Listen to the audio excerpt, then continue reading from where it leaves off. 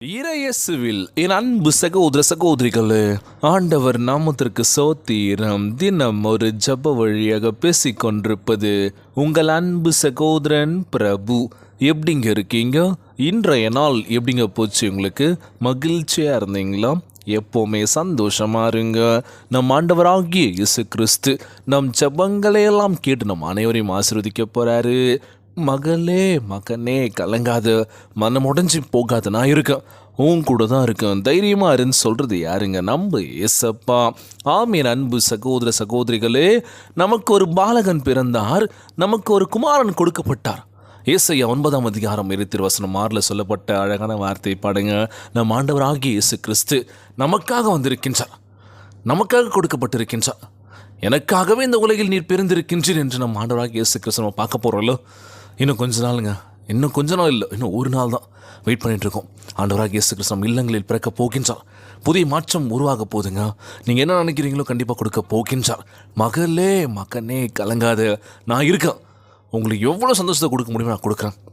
ஒரு வீட்டில் பார்த்தீங்கன்னு வச்சுக்கோங்களேன், ஒரு குழந்தை ஒரு பொம்மையை வச்சு விளையாடிட்டுருக்கு. திடீர்னு யாராச்சும் ஒரு கெஸ்ட்டான ஒரு குழந்தை வருது வீட்டுக்கு அப்படின்னா, அந்த குழந்தை என்ன பண்ணும்? அந்த குழந்தை பொம்மையை பிடுங்க ஆரம்பிக்கும். எனக்கும் அது வேணும்னு சொல்லி அடம் பிடிக்க ஆரம்பிக்கும். உடனே அந்த குழந்தை கொடுத்துருமா உடனே பொம்மையை?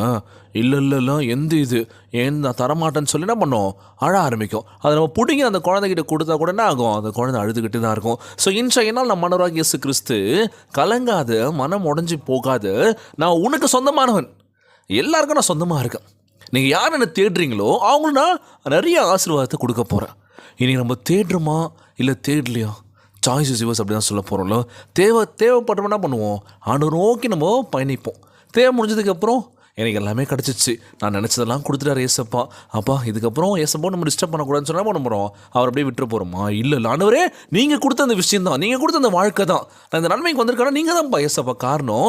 நான் உங்களை எப்படி நான் மாறப்பேன்? நீ எங்களுக்கு சொந்தமானவர் ஆண்டவரே, நீ நல்ல தகப்பனாக இருக்கின்ற, நல்ல மேய்ப்பராக இருக்கின்ற, எனக்காக நீ இந்த உலகத்தில் பிறந்திருப்பான்னு சொல்லி அவர்கிட்ட நம்ம தினந்தோறும் ஜெபிக்க போகிறோம்.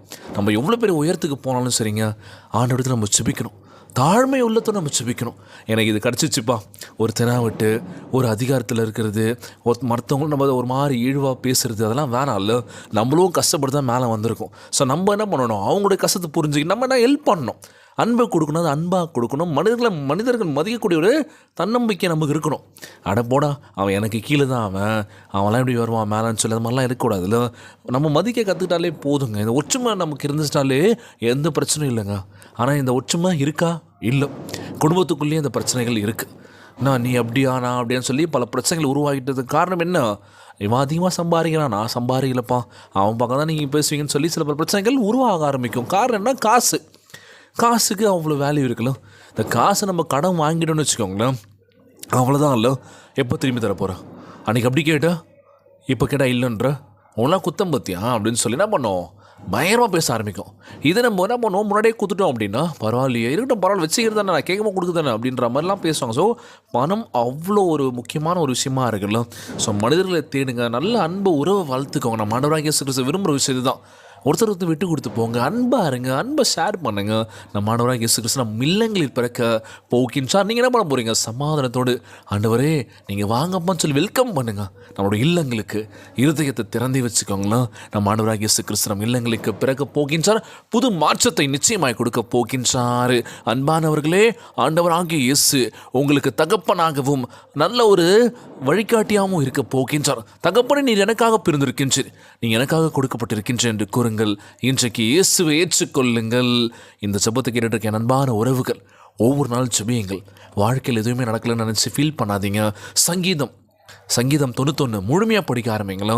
ஒவ்வொரு நாளும் அதை நீங்கள் படிக்க ஆரம்பித்தாலே உங்களுக்கு வைப்ரேஷன் கண்டிப்பாக இருக்கும். வாழ்க்கையில் மாற்றங்களை நீங்கள் கூடிய சீக்கிரத்தில் பார்க்க போகிறீங்க. யாரையும் நம்பாதீங்க, உங்களை நீங்கள் முழுமையாக நம்புங்க. நம்ம ஆண்டவராகிய இயேசு கிறிஸ்து நம்ம வாழ்க்கையில் பல அற்புதங்களையும் அதிசயங்களையும் காண செய்ய போகின்றார். மகளே, மகனே, கலங்காத. இந்த ஜெபம் ஒரு வல்லமைக்க ஜெபமாக இருக்க போதுங்க.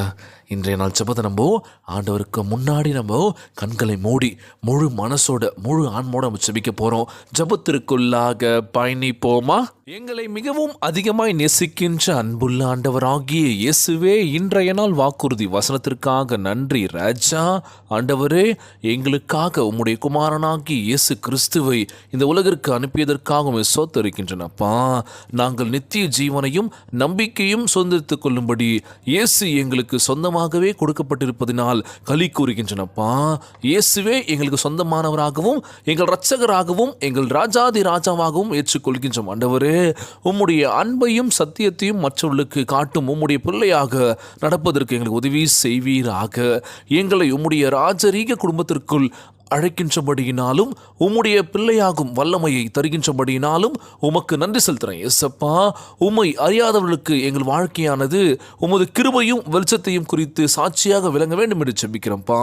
உம்முடைய பிறப்பின் நற்செய்தியை தைரியமாக சந்தோஷமாக பகிர்ந்து கொள்வதற்கு எங்களுக்கு போதித்தரல வேண்டும் என்று கேட்கிறேன் ஆண்டவரே.